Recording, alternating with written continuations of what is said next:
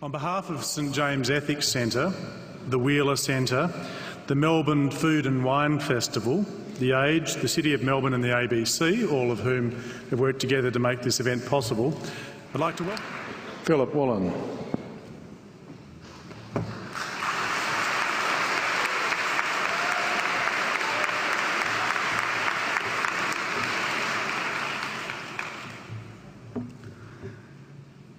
King Lear, late at night on the cliffs, asks the blind Earl of Gloucester, "How do you see the world?" And the blind man Gloucester replies, "I see it feelingly. And shouldn't we all? Animals must be off the menu because tonight they are screaming in terror in the slaughterhouses, in crates and in cages, vile, ignoble gulags of despair." You see, I heard the screams of my dying father as his body was ravaged by the cancer that killed him. And I realized I'd heard those screams before.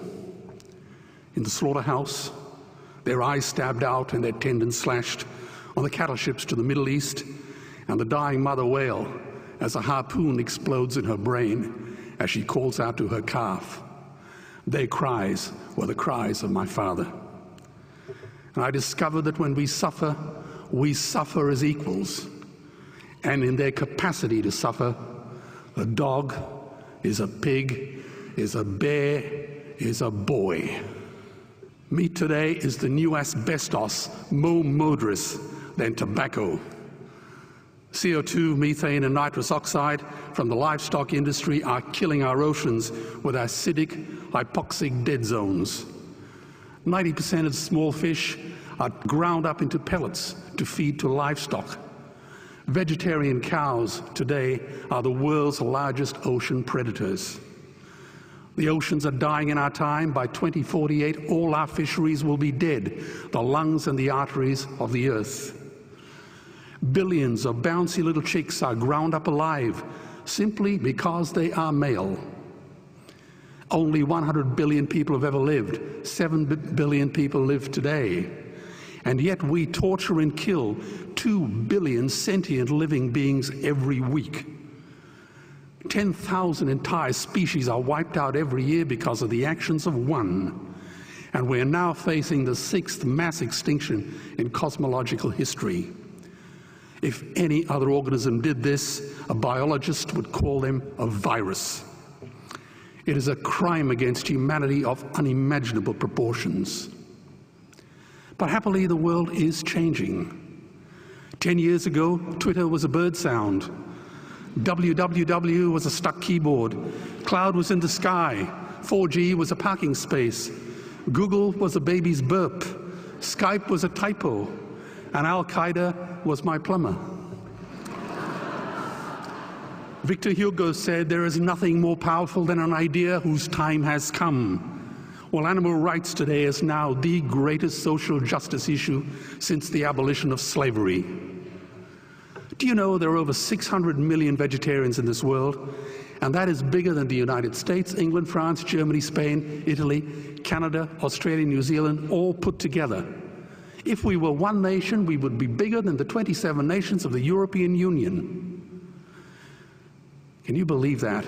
And despite this massive demographic footprint, we are still drowned out by the raucous hunt and shoot and killing cartels who believe that violence is the answer when it should not even be a question. Meat kills animals, kills us, and is killing our economies. Medicare has already bankrupted the United States. They will need $8 trillion invested in Treasury bills just to pay the interest, and they have precisely zero. They could shut down every school, Army, Navy, Air Force, Homeland Security, Marines, CIA, and FBI, and they still will not have the money to pay their doctor bills. And our Cornell and Harvard say that the optimum amount of meat in a healthy human diet is precisely zero. Water, as you know, is the new oil. Nations will soon be going to war for it. Underground aquifers that took millions of years to fill are now running dry. It takes 50,000 liters of precious drinking water to make 1 kilo of beef. Today, 1 billion people are hungry. 20 million people will die from malnutrition. Cutting meat by only 10% will feed 100 million people, and eliminating meat will end starvation forever. If everyone ate a Western diet, we would need 2 planet Earths to feed us. We've only got one, and she is dying. Greenhouse gas emissions from livestock is 50% greater than transport, as Peter said. Cars, trains, buses, ships, lorries, the whole lot. And as I travel around the world, I see poor countries who sell their grain to the West while their own children starve in their arms. And the West feeds it to livestock so we can eat a steak? Am I the only one who sees this as a crime? Believe me, every morsel of meat we eat is slapping the tear-stained face of a hungry child. When I look into her eyes, do I remain silent? The earth can produce enough food for everyone's need, but not enough for everyone's greed. We are facing the perfect storm. If any nation had developed weapons that could wreak such havoc on the planet, we would launch a preemptive military strike and bomb it back into the Bronze Age. But it's not a rogue state, it's an industry. The good news is we don't have to bomb it. We can just stop buying it. Sir George Bush was wrong. The axis of evil does not run through Iraq, Iran, or North Korea. It runs through our dining tables. Weapons of mass destruction are our knives and forks. Our proposition is the Swiss Army knife of the future. It solves our environmental, water, human health problems and ends cruelty forever. The Stone Age didn't end because we ran out of stones.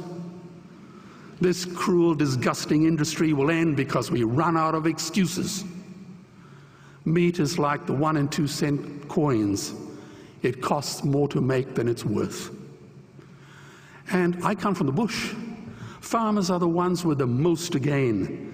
Farming won't end, it would boom. Only the product line will change. Farmers would make so much money they won't even bother counting it, and I'd be the first to applaud them. Governments would love us. New industries would emerge and flourish. Health insurance premiums would plummet. Hospital waiting lists would disappear. Hell, we'd be so healthy, we'd have to shoot someone just to start a cemetery. So tonight I have 2 challenges for the opposition. 2 challenges. Meat causes a wide range of cancers and heart disease. Would they name one disease caused by a vegetarian diet? And 2, I'm funding the Earthlings trilogy. If the opposition is so sure of their ground, I challenge them to send a copy of the Earthlings DVD to all their colleagues and all their customers.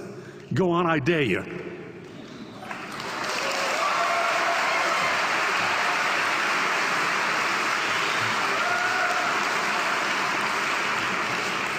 Animals are not just other species, they are other nations, and we murder them at our peril.